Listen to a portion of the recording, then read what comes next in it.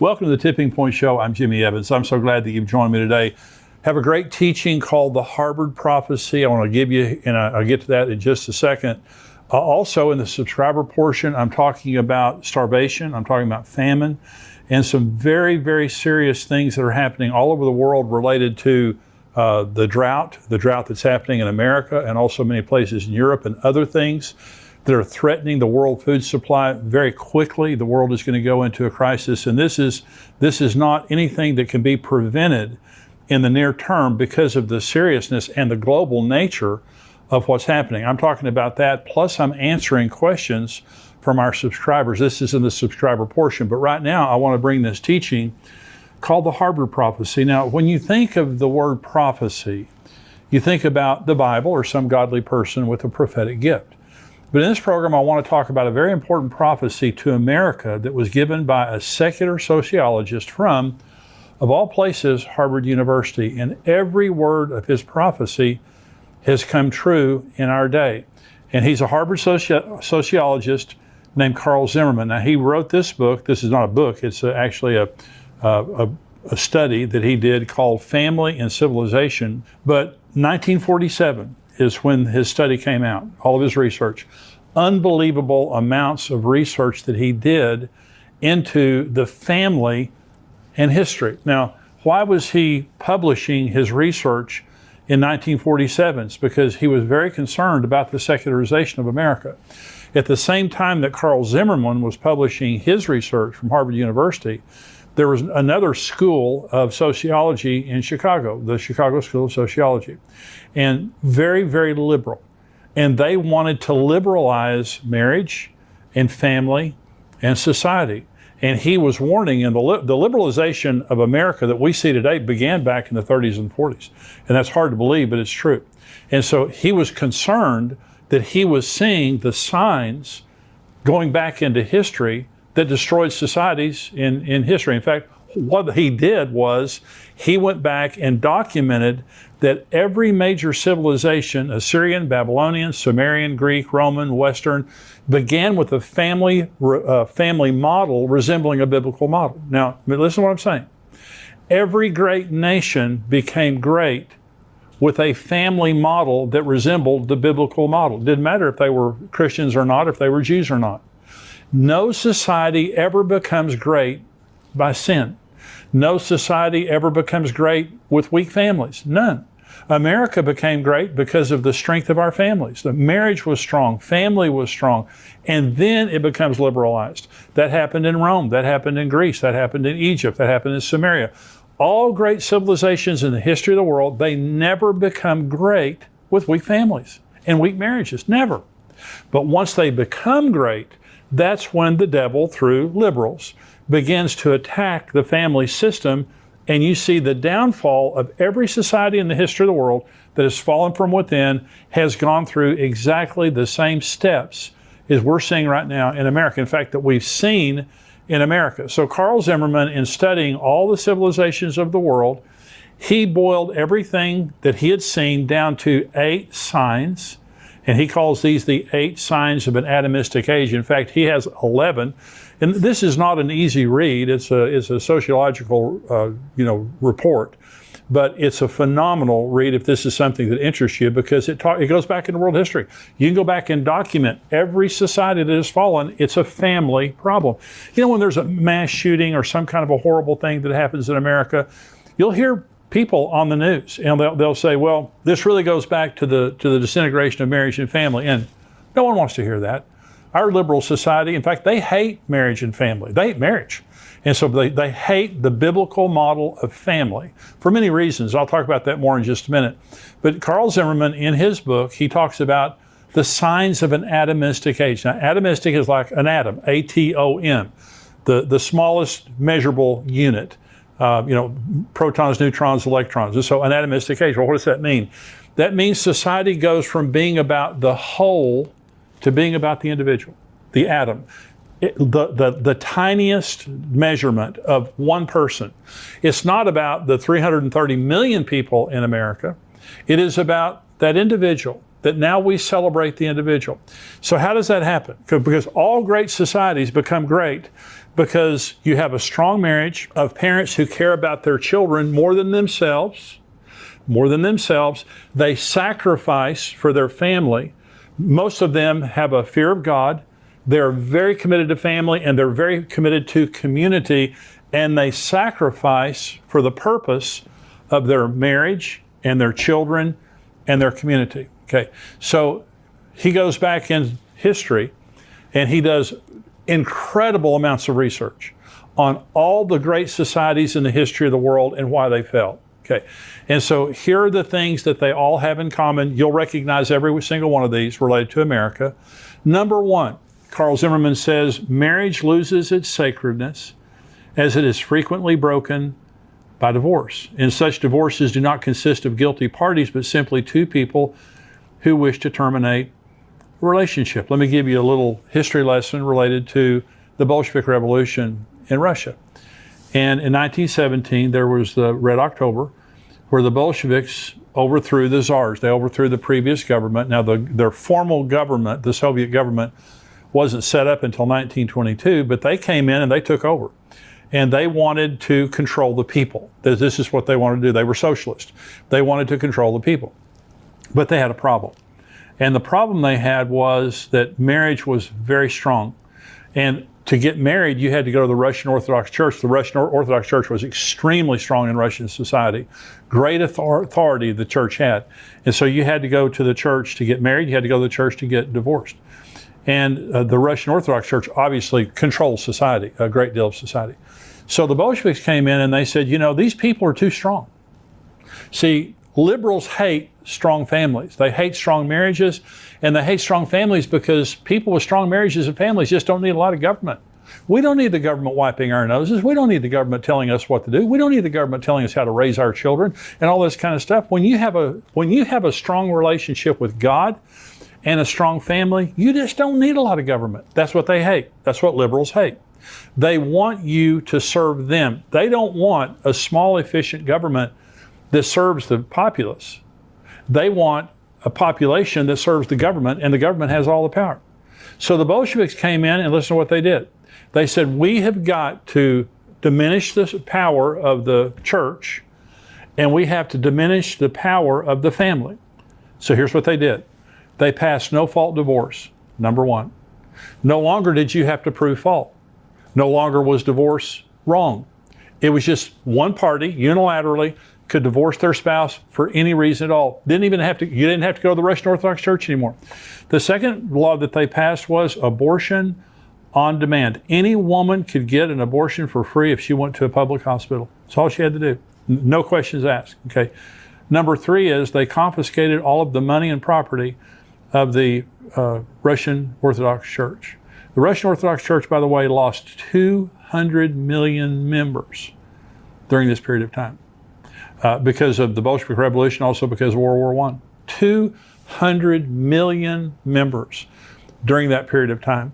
So this destroyed society. You had orphans on the streets. You literally could divorce your spouse anytime you wanted to, get an abortion anytime you wanted to. It destroyed the Russian society, and that's exactly what they wanted, because now marriage was no longer sacred and something connected to the church. It became all about the individual. Okay. Number two, sign of an atomistic society, is the traditional meaning of marriage is lost. Alternate forms of marriage arise, and individualized marriage contracts are advocated. Pseudo-intellectuals, now by the way, this is Carl Zimmerman now. Carl Zimmerman called liberals pseudo-intellectuals. I totally agree. They begin to theorize that in order to save marriage, its form must be changed to a less strict, looser, and more companionate structure. Shacking up. That's all it means.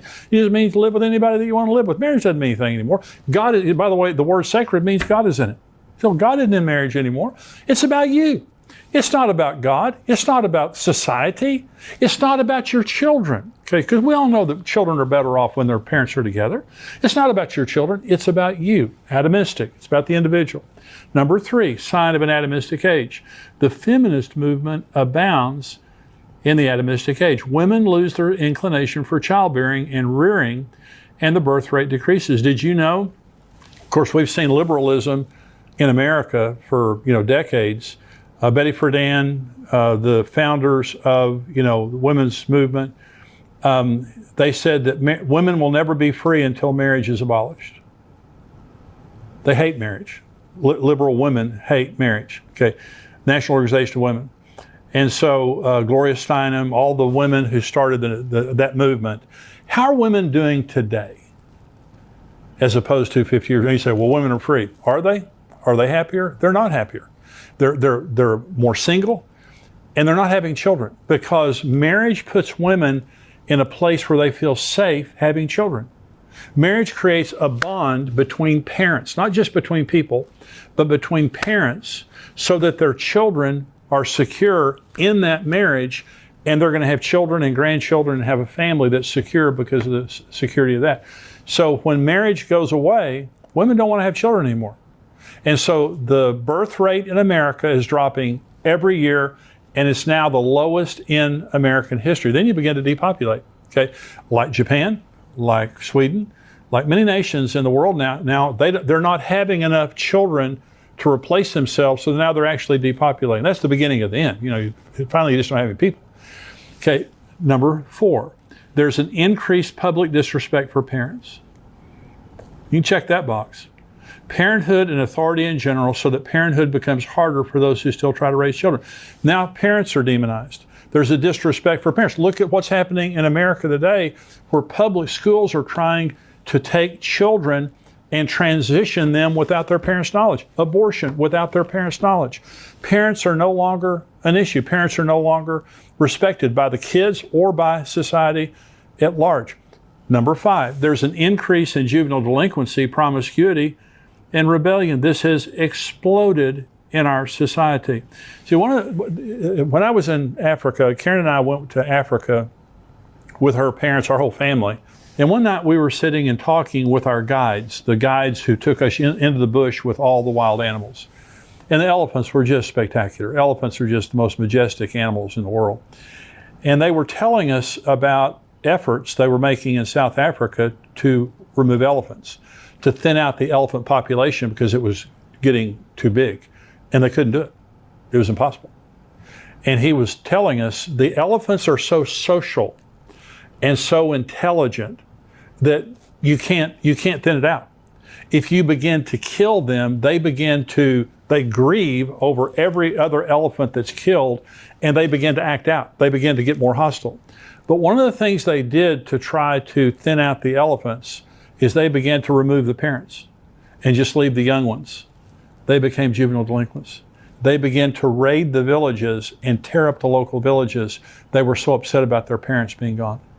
When you disrupt the home and you say, oh, marriage isn't important, who cares, just do what's easy, just be companions, just move in and out, and drag your children along with you, those children get damaged, then they begin to act out and take drugs and become immoral and begin to be violent and things like that. You see it all over America today like never before. Number 6 sign of an atomistic age.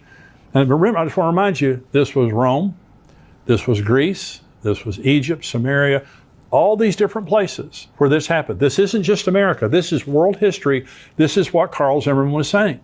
If you want to liberalize the marriage and family laws of America, this is the price you're going to pay. This is world history. And he wrote it as a report. This is a prophecy. This is a prophecy that has come true in our day.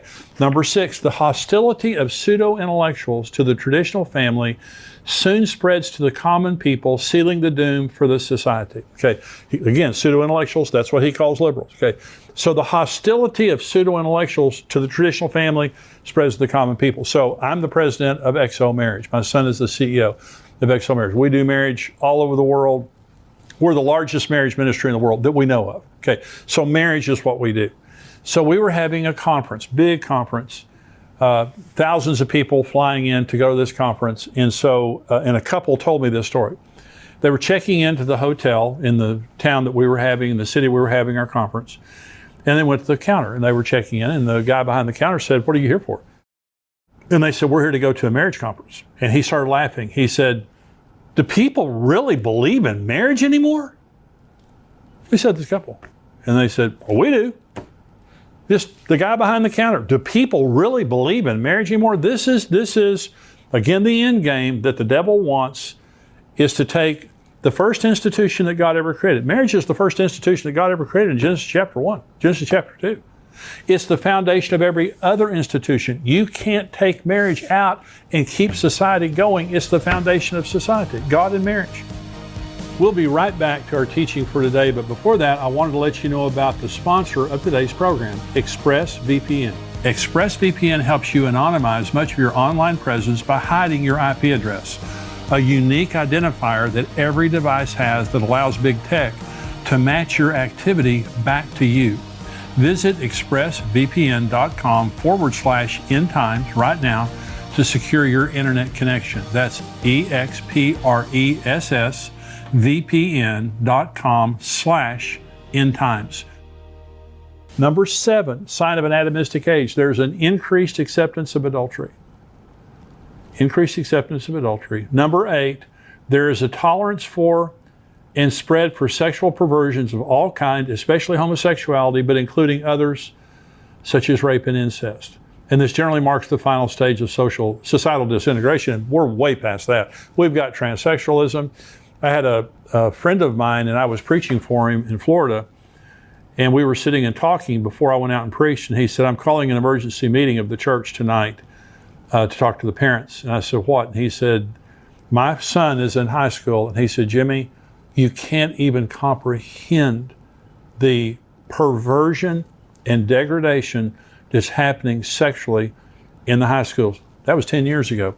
And he told me, and I'm not going to repeat to you what he told me. It's the most unbelievable thing. But what he said is, no longer are you a homosexual or a bisexual, you're a pansexual. And Miley Cyrus, I think, was the first one I heard that said this. Pansexual meaning, don't put a definition on me. I'll have sex with whomever, however I want, as often as I want. This is and it's not just immorality. It is absolute rebellion, moral anarchy against God and against morality.